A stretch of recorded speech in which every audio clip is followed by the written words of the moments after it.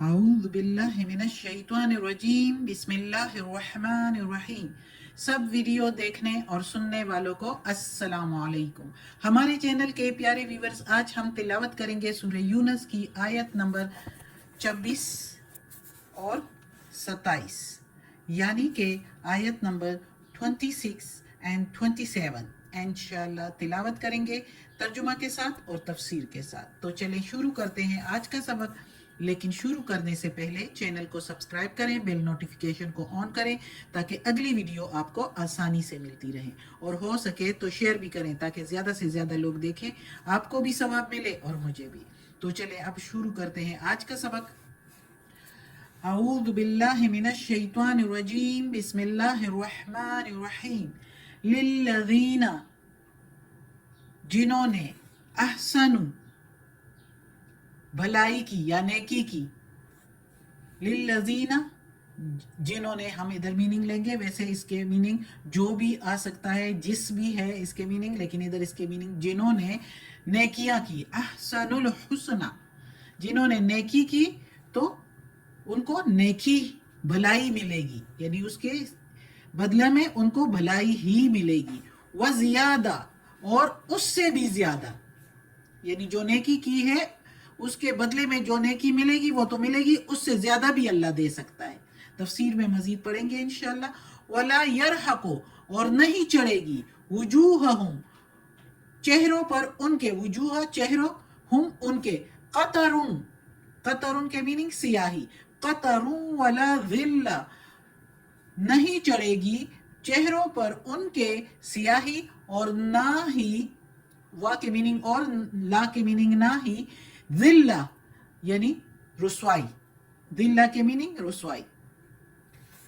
اولئک، وہی تو لوگ ہیں، اصحاب الجنہ، رہنے والے جنت کے، یعنی جنت کے رہنے والے، ہم فیہا خالدون، وہ اس میں ہمیشہ کے لیے رہیں گے، خالدون ہمیشہ کے لیے رہنا۔ اب اس آیت میں اللہ تعالیٰ کہتا ہے کہ جو نیک لوگ نیکیاں کرتے ہیں تو ان کو اس کے بدلے میں اتنی ہی نیکیاں ملے گی، بلکہ اس سے بھی زیادہ مل سکتی ہے۔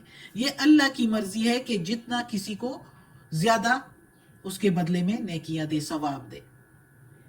اب کسی جگہ پر احادیث میں ہے کہ ایک نیکی کے بدلے اللہ تعالیٰ 10 نیکیاں، 10 ثواب، لیکن کسی جگہ پر ہے اللہ تعالیٰ ایک نیکی کے بدلے، سورہ بقرہ میں ہم نے پڑھا ہے کہ ایک کے بدلے 700 نیکیاں، اور اس سے بھی اگر اللہ چاہے تو زیادہ دے سکتا ہے۔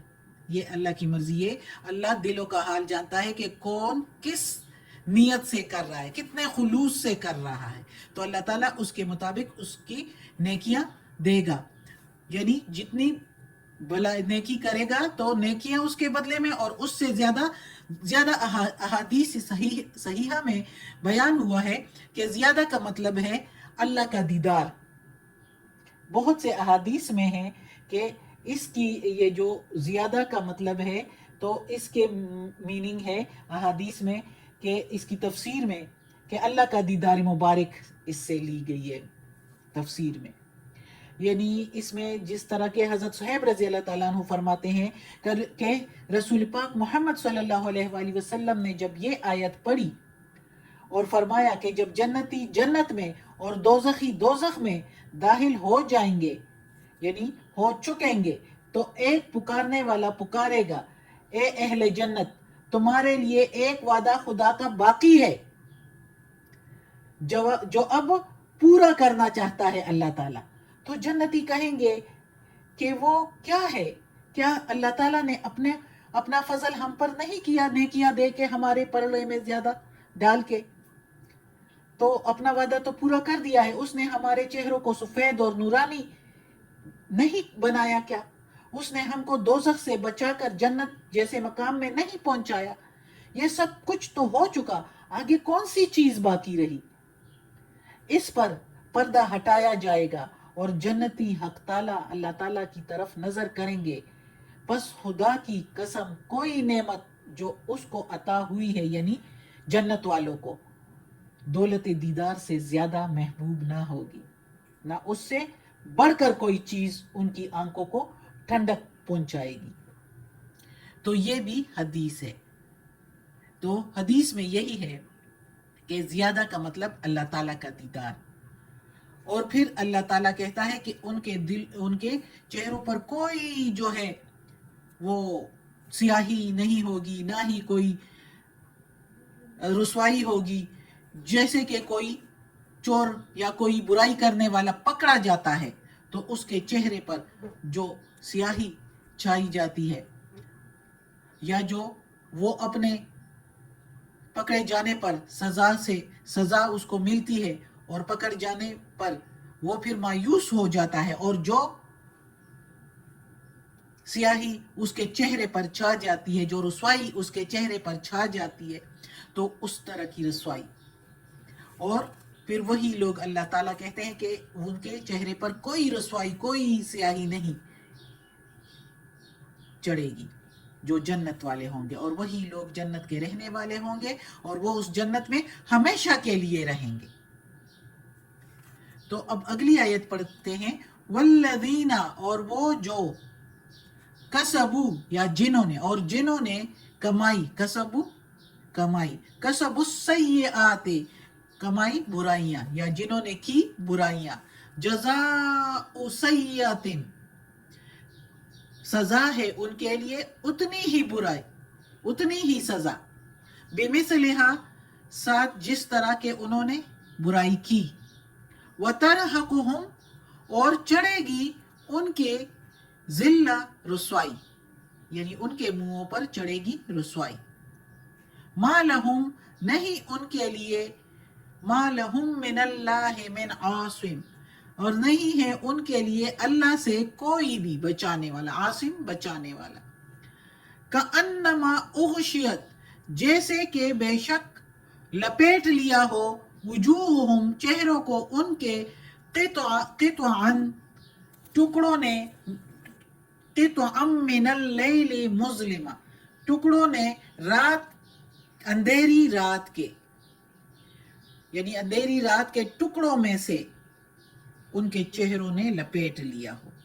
اولئک، وہی تو لوگ ہیں، اصحاب النار، آگ میں رہنے والے. ہم فیہا خالدون، اور ہمیشہ کے لیے اس میں رہیں گے. استغفر اللہ. فیہا کی میننگ اس میں، خالدون ہمیشہ کے لیے رہیں گے. استغفر اللہ، اللہ بچائے دوزخ کے عذاب سے.